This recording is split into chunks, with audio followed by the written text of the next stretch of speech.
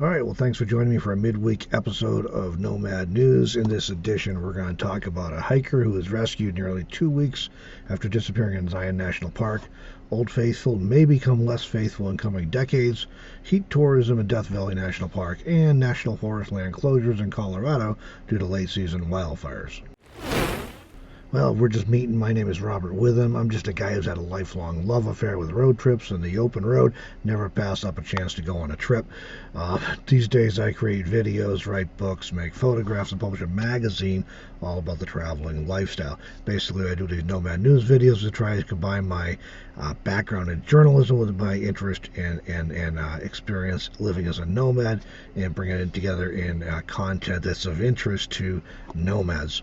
Please consider subscribing if you're not already, so you'll be in the know about all things related to lifestyle travel. As always, see the description for links to all the stories mentioned in this episode. And if you are interested in the nomadic lifestyle, this video is sponsored by yours truly. You may be interested in my book, How to Be a Successful 21st Century Nomad, or my online course, Nomad Lifestyle 101. Again, links to those are in the description. I also have a new YouTube channel if you're interested in travel, nature, and that kind of thing, scenery videos. These are all generally short videos with no talking, just music. And so I've created a new dedicated channel for that style of videos. It's called Meanderings, and there's a link to that in the description as well. So, on to Nomad News.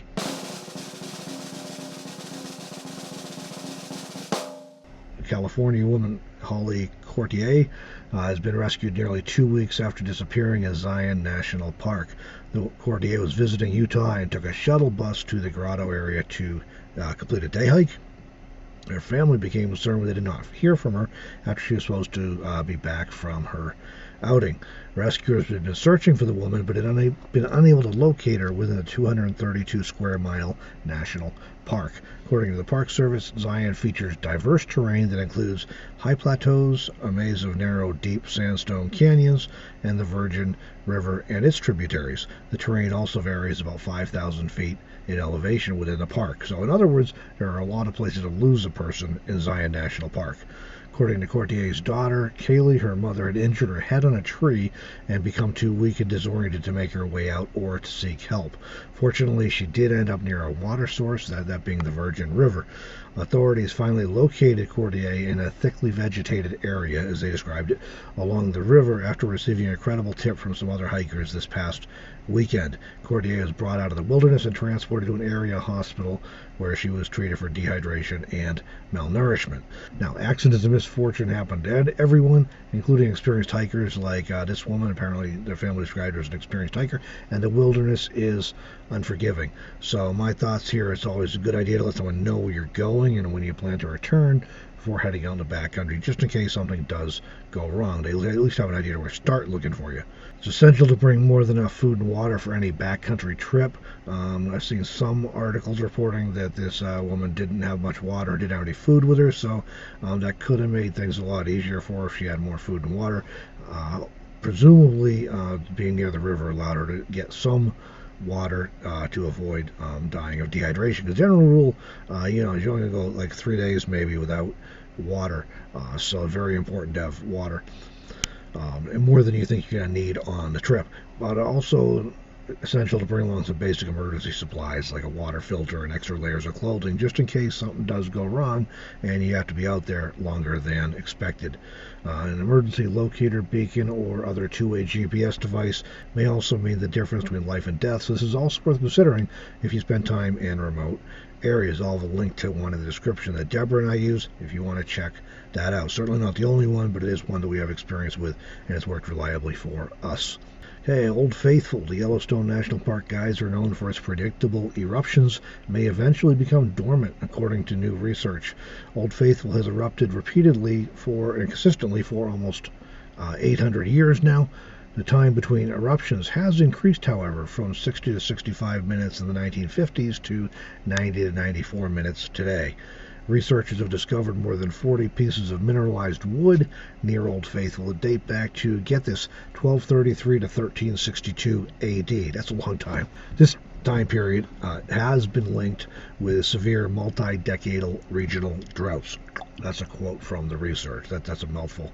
Similar droughts in the region are considered to be a possibility by the middle of this century. So should these droughts occur, it's possible that Old Faithful could erupt less frequently or perhaps stop erupting completely, according to these researchers.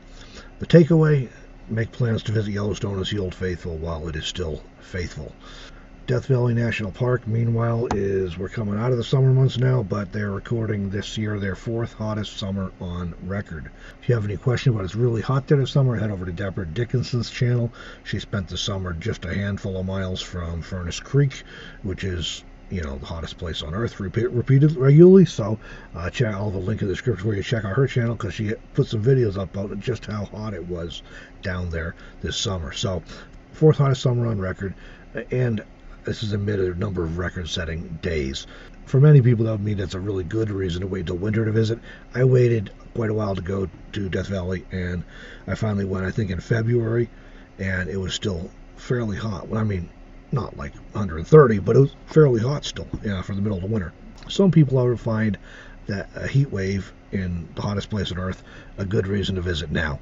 Known as heat tourists, these adventurous, or some might say foolhardy, visitors intentionally plan to visit Death Valley during record-setting heat. Apparently the lure of a selfie beside a thermometer within the park, widely considered to be the hottest place on planet Earth, is worth the risk of heat-related illness or death. On August 16th this year, Furnace Creek in Death Valley registered 130 degrees Fahrenheit, hottest temperature recorded in the park since 1913, and possibly the hottest temperature worldwide since 1931. Summer 2020, the 4th hottest on record, averaged 102.7 degrees Fahrenheit from June until August. As for the 4 hotter summers in Death Valley, 3 of them occurred within the last 5 years. So 4 of the 5 hottest recorded summers at the hottest place on Earth have occurred within the last 5 years. I guess the name Death Valley fits. These scorching temperatures have not kept tourists away, however. The number of visitors has doubled over the past 10 years, with more than 1.7 million people visiting last year in 2019. Of course, they're still counting for this year. And in Colorado, national forests in 5 counties have been closed due to late-season wildfires. According to the Denver Post, national forests from Jefferson County to the Wyoming border were closed on Tuesday this week, October 20th, as a result of fires in the Roosevelt and Arapahoe National Forests. This includes all national forest land in Larimer, Boulder, Gilpin, Clear Creek, and Jefferson counties in Colorado. The largest of the fires, the Cameron Peak Fire, started August 13th and continues to burn in the area west of Fort Collins. As of Tuesday evening, October 20th, wildfire officials were reporting that the Cameron Peak Fire had grown to 205,005 acres and was 51% contained. The Cameron Peak Fire is burning in heavy timber over rugged terrain, tough area to fight, and critically dry fuels and high winds have fueled fire growth. More than 1,500 fire personnel are currently battling this wildfire. The cause of the Cameron Peak wildfire is unknown at this time, but remains under investigation. Now, these Colorado wildfires are obviously affecting local residents and the emergency personnel who were involved in combating the fires, but this is also of interest to nomads, because many nomads travel through and camp in Colorado each fall. So there'll be a lot of areas you just can't get to safely or reasonably, or wouldn't want to be near this fall because of these fires. So anyways, thanks for joining me in this episode, this midweek episode of Nomad News, everyone. If you're interested in knowing more about the nomadic lifestyle, please consider subscribing if you're not already.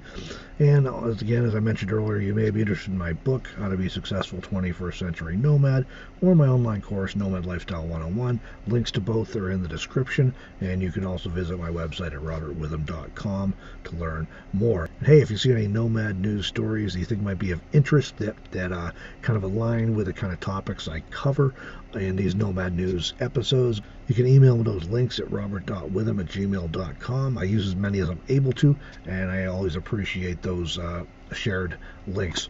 So thanks again for joining me in this episode, and I will see you in the next one.